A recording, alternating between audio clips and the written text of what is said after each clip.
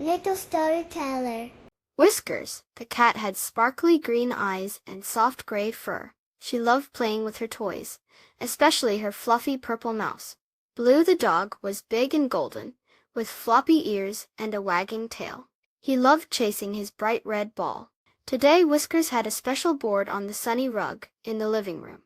It had letters and numbers and the words yes and no written on it.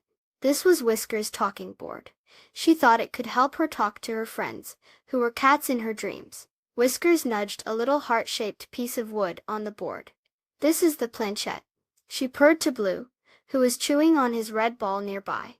"We put our paws on it, and the cat spirits will make it move to tell us things." Blue dropped his ball.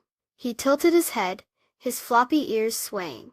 Whiskers gently took Blue's paw and placed it on the planchette next to her own small paw. "Think of a question, Blue," she whispered, her whiskers twitching with excitement. Blue looked at the planchette, then at Whiskers, then back at his red ball. He thought very hard. Suddenly Blue sneezed.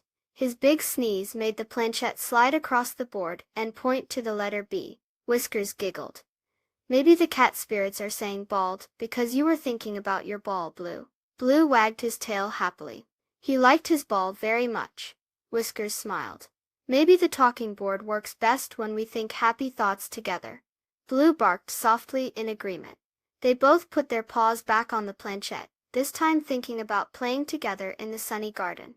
The planchette wiggled a little.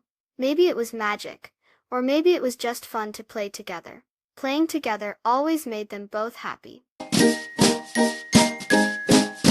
Please subscribe. Thank you.